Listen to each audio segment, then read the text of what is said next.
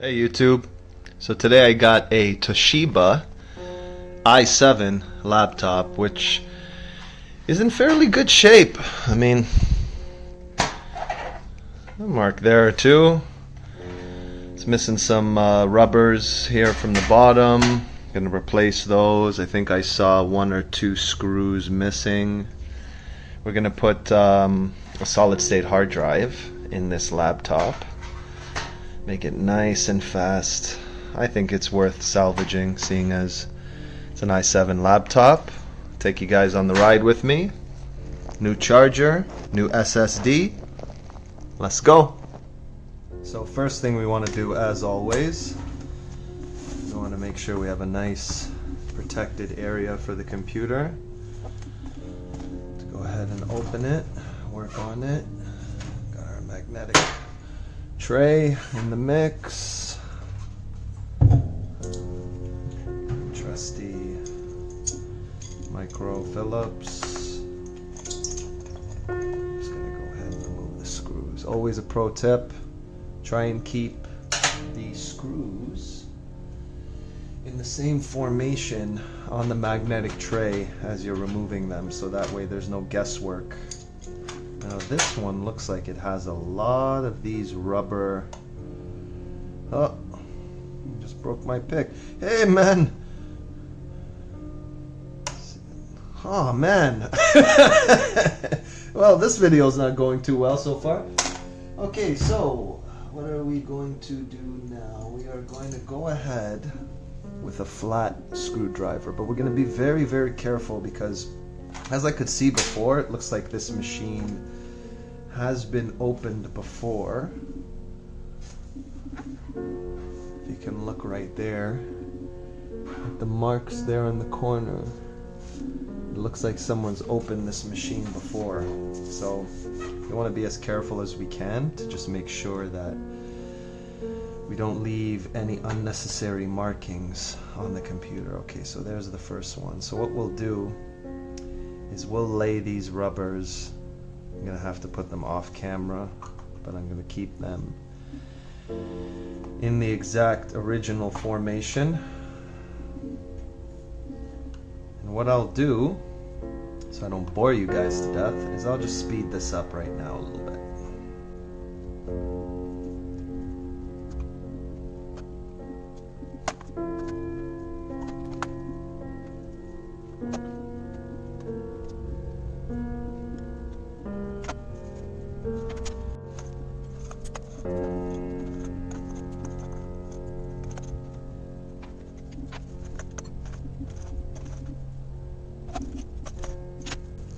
Okay, so got all the screws out.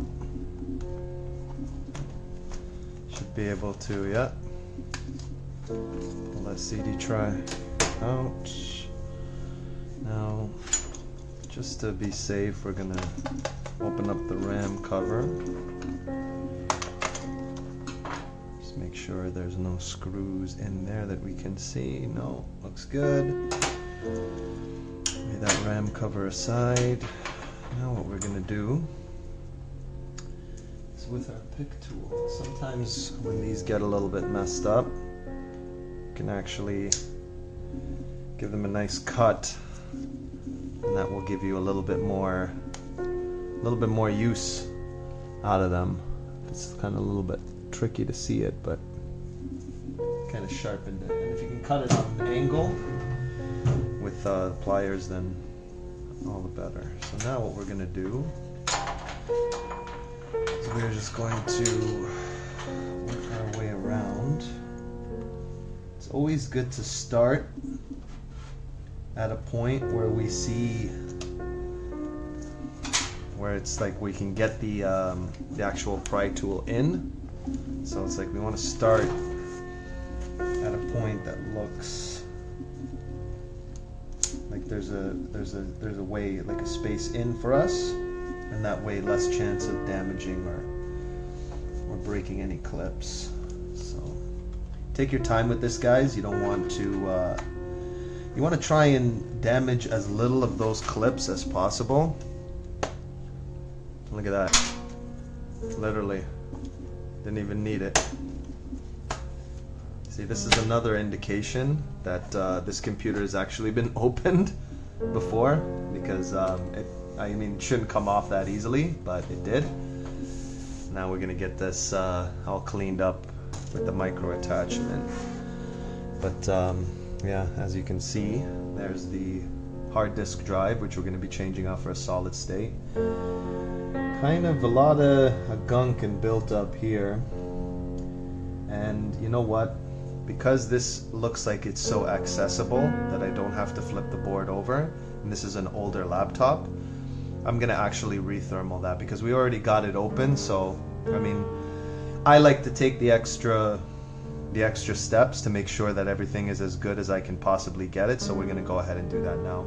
So what I'll do is I'm just gonna hit the whole thing with my micro attachment for the vacuum, and I won't torture you guys. I'll speed it up as much as I can.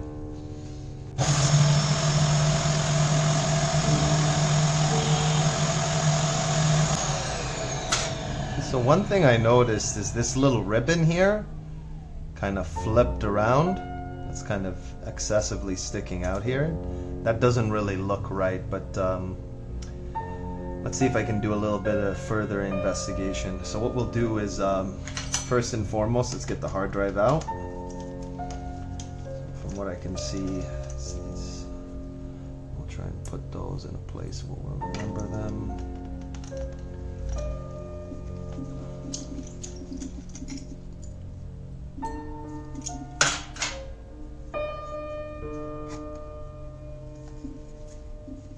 There is the hard disk drive.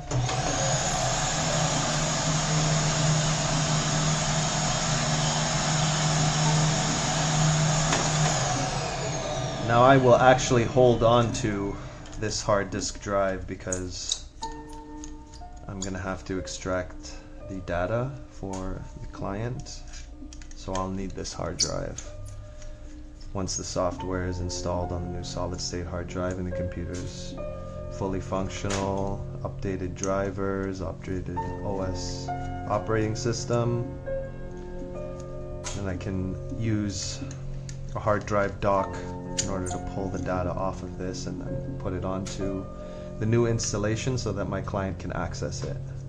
So we'll just put this in a safe place aside. Okay, so now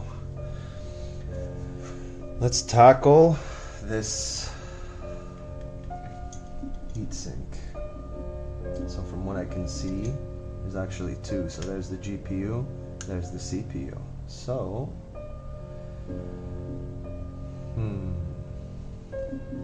always good to just take a little bit of time to assess. I mean, sometimes when you're rushing, you miss things. So I mean, it's always a good idea. I could tell that this screw definitely needs to come out. It'll be holding it. So we'll pop that aside. Once again, trying to keep, wherever you do place the screws, trying to keep them in the same formation so that you know exactly which screw goes where. I mean, it's pretty straightforward for this, but I mean, there could be different instances where the screws are different heights, because you can see that they're at different heights in reference to the board itself.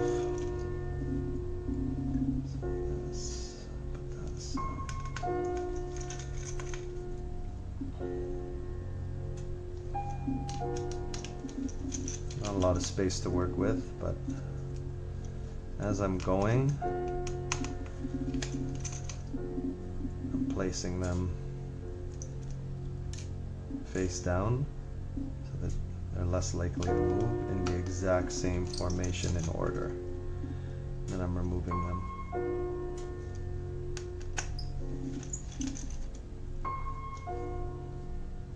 Perfect. So now, I'm just gonna give it just a tiny bit of pressure, and as you can see, that came right out. One thing we forgot to do, you always want to give it, never pull from the wires directly. Like, you can pull slightly from the wires, but you want to give it a little bit of help.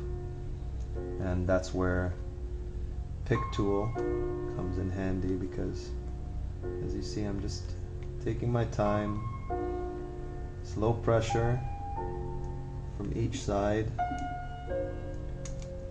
and then it comes out. Nothing bent, nothing broken. Perfect. So now, as we did before, we can lift the entire heatsink out. And oh yeah, I mean, look at that gunk.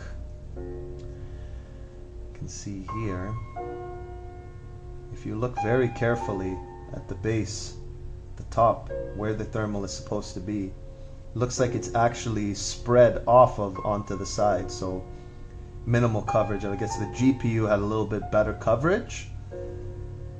And you know, I don't know, I just personally feel like this is way too much thermal because the heat is going to sit in the thermal. So we want to have the thinnest layer possible in order to get the best transfer of heat from these hot processors into the metal.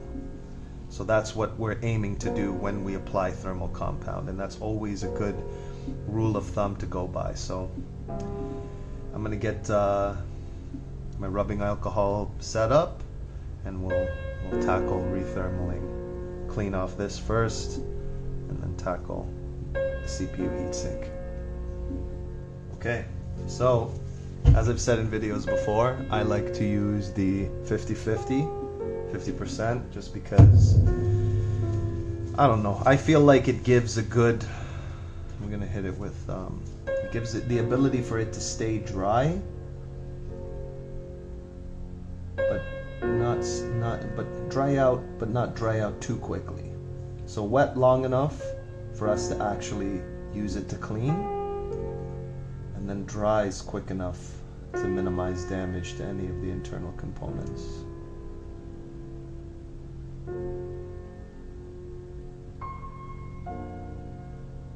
Okay, what I'll do is I'll speed this up.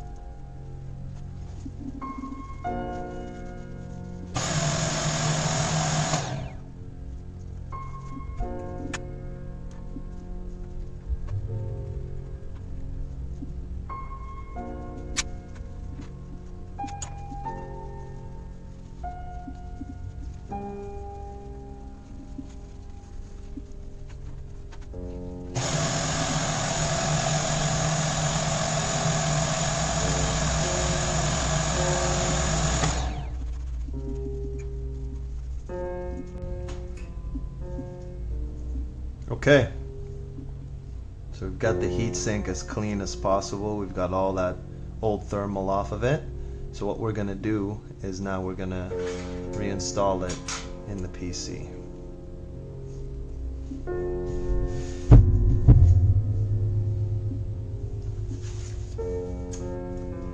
Now what I'm gonna do is I'm gonna actually thermal directly on these CPUs to make sure that I'm only getting a very, very thin layer of thermal compound on these processors, exactly where it needs to be and know where it doesn't need to be.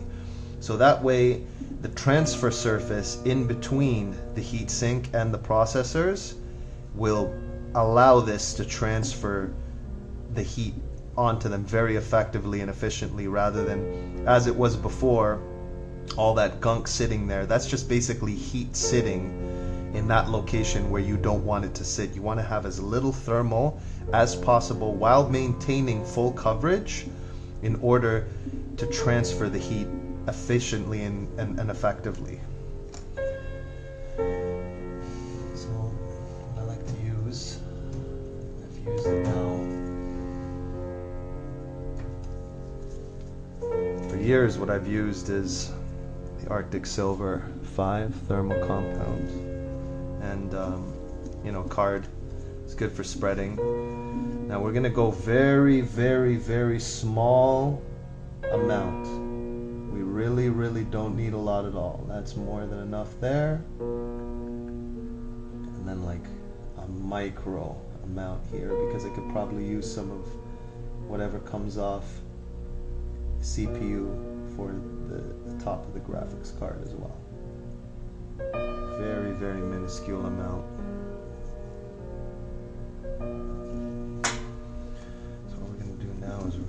spread it as best we can. It's going to be hard for me to give you guys a good angle to see, but what I'm basically doing is I'm letting it clump on the other side of the card as I spread it and move it over. So I mean, that's an amazing layer, and that's amazing coverage for what it has to be. So we'll go ahead and we'll use the extra on the graphics card. And from what I applied to what I actually ended up using, just to give you guys an idea, is that amount right there. So I mean, that's how little you want to. I mean, and if you really want to, you can kind of get a little bit, you can get a little bit fussy here.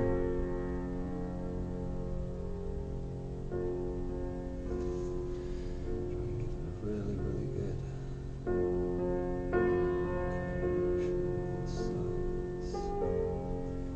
Perfect. And you can see how much extra I actually have remaining on the card. Now we can't, I wish we can't put that back into the thermal.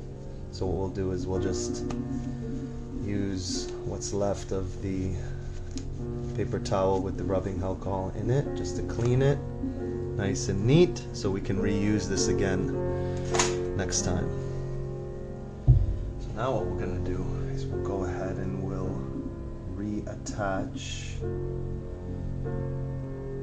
the CPU heatsink. And how we're going to do this is, what I like to do is I like to always, just because it gives you a little bit more flexibility, is reattach the connector for the power of the fan first.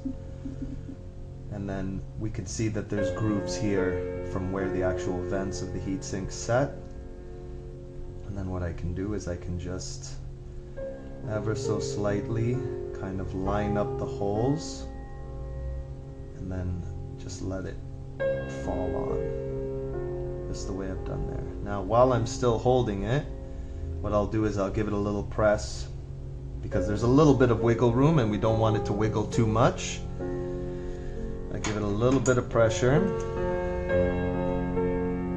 I'll start with my first screw, which, because off camera I organize them in a way that I can know exactly which ones are which.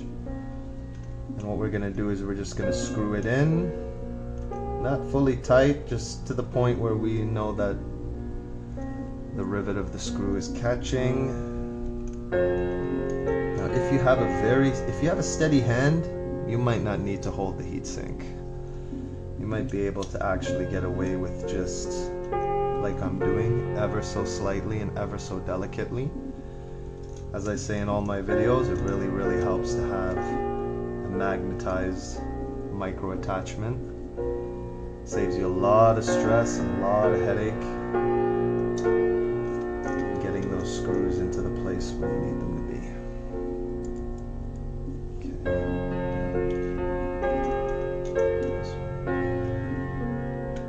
Okay, now they're very lightly fastened. So what we'll do is we'll go ahead and we'll tighten the actual fan screws first. So now we know that the fan cannot move. And now from here, we'll go ahead, while pressing just for safety, and we're going to tighten in a diagonal fashion, always when resecuring heat sinks to CPUs. I like this method because it just guarantees that you're putting pressure in the right way on the heatsink for it to connect and set without. You don't want to have too much friction. You don't want to have too much movement, because I mean, we don't want that thermal compound to move into places where we don't want it. We want it to stay exactly where we applied it and maintain a full coverage, a full layer, without bubbles or holes or gaps.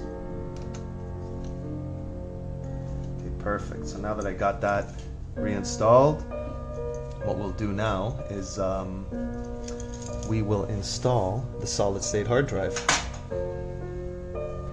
Okay, so I've gone with the ADATA 240 gigabyte SU630. For the age of this computer and what the SATA port is actually going to be able to register, this is a very, very good choice. Because I mean, yeah, there are stronger, more expensive and more powerful solid state hard drives on the market, but for what this computer is going to be able to utilize spec wise, this more than fits the bill. And I'll put a link down in the description to get this off of Amazon. Very, very good value, very, very good quality. I love ADATA hard drives. They usually come with a three-year warranty, if I believe, but I'll confirm that in the description. So what we're gonna do now is, well, first we'll open we'll open up the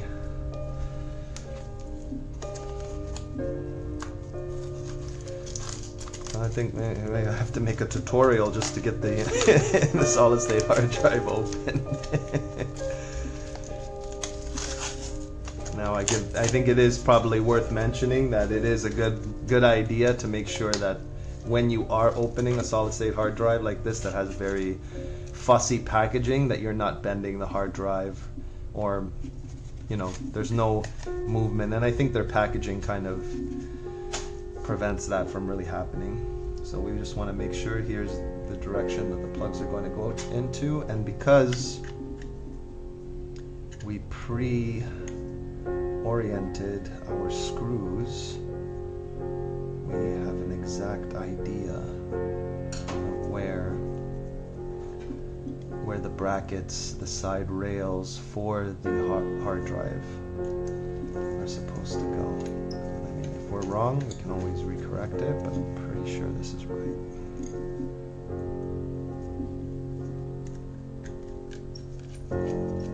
Please like and subscribe if you're enjoying this video so far.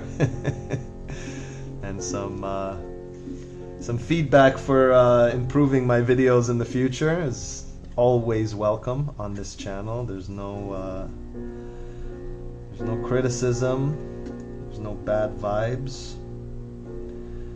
We're all learning, we're all improving our skills, and I need your help, guys. I need you to let me know what can be improved in these videos so that I can improve it in the future, give you guys a better review and tutorial experience moving forward.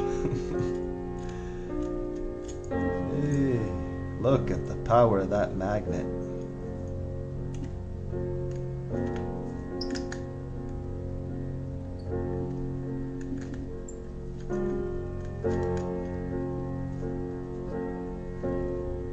Fiddle with this for, hey!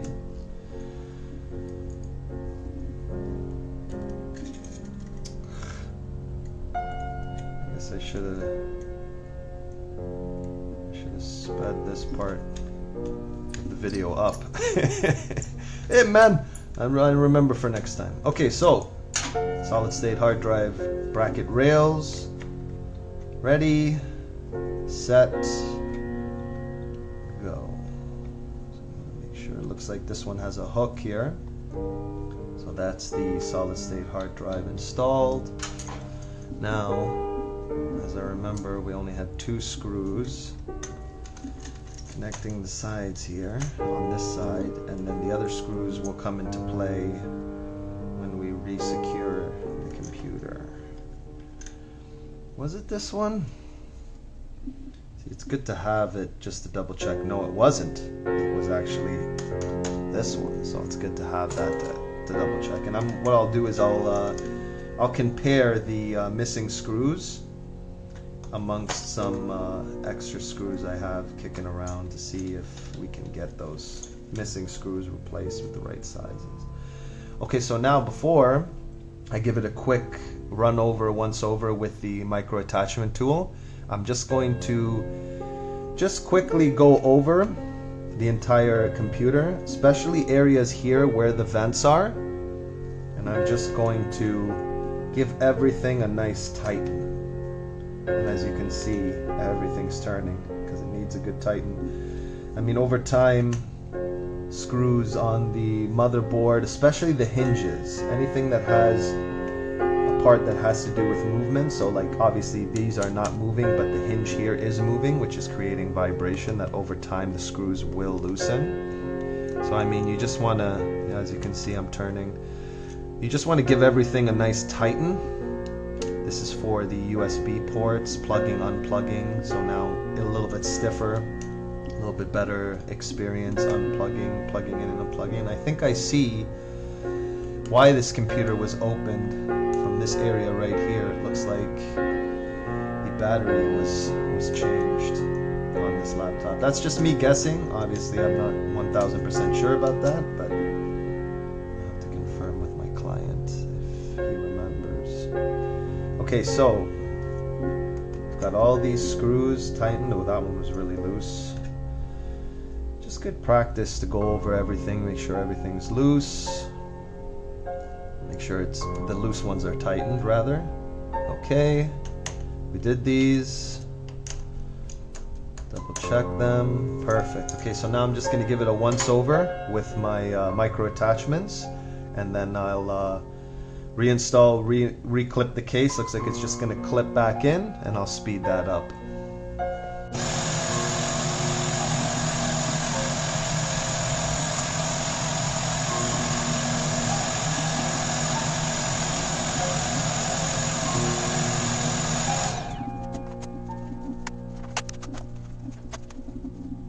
Okay, so we've got the case completely reattached. So now what we're going to do is, in priority sequence, we will re-screw all the screws in. Now from what I can see here, just looking at the different screws, looks like they're all the same. Exact size, so should have similar screws to this one, and what we're going to do is we're just going to check,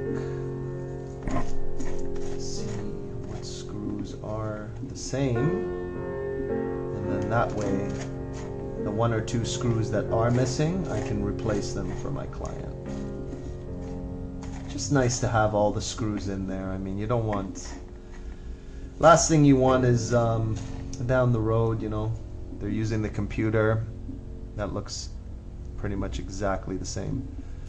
Down the road they're using the computer and they happen to notice that a screw is missing, and the last person they can remember that serviced the computer happens to be you. So it's almost like in a way that you kind of be held responsible. But thank goodness. This is one of my easier clients. This one looks very similar too, so you just kind of want to cross-reference the screws to see which ones are the most similar. So I feel like this one is definitely extremely similar. Now, very, very important, when replacing screws or when changing out the screws, you want to make sure that the screws are exactly the same length. And the reason why I say that is because in laptops, if the screw is too long, there is a very, very good chance that you will come out the other side, which means that it will literally, you will gap almost like a little indentation because the screw was too large or too long, and it literally went through the other side, which created a bump, kind of would look like a pimple on a skin, and you don't want that to happen. And then also if it's too short, so we got these two are matching up very, very nicely. So we'll put these aside here. If it's too short, then sometimes the rivet of where it's supposed to make contact or attach, maybe it won't actually attach. So we want to make sure that we're always using the right thickness and the right length of screw to ensure correct installation. So here, so now I think we were coming at one of the screws that was initially missing, because from my layout here, unless I took here from the middle, which I think I did, but it's okay.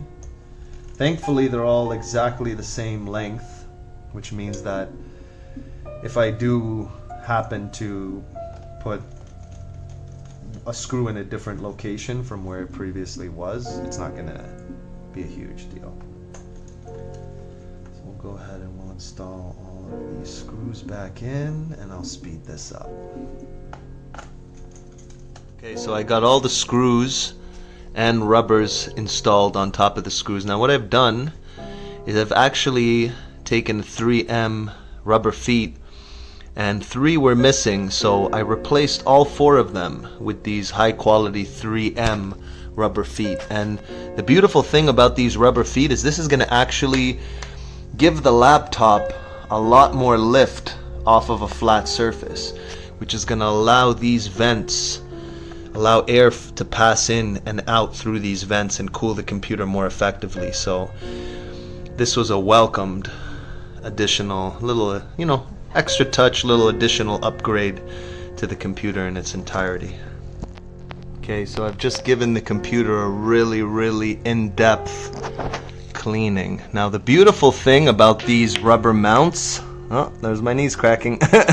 These rubber mounts that we spoke, look at that space. Look at that space in between for all that beautiful airflow. And because they're rubber, check this out. With a little bit of pressure, we get this thing like brand new. And the nice thing about it is those rubbers really keep it from moving around, really keep it stable. Hey! Looking like brand new inside out. Got the new charger here, ready to go.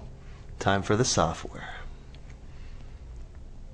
Okay, so a little update for you guys. I actually had to reopen the entire machine in order to get to the BIOS. I had to put the original hard drive back in, and then there's a certain way to boot from recovery mode, turn off the computer, and then it will allow you to go into the BIOS. So now what I'll do is I'll make the correct settings so that it will recognize the solid state hard drive once we pop it back in there.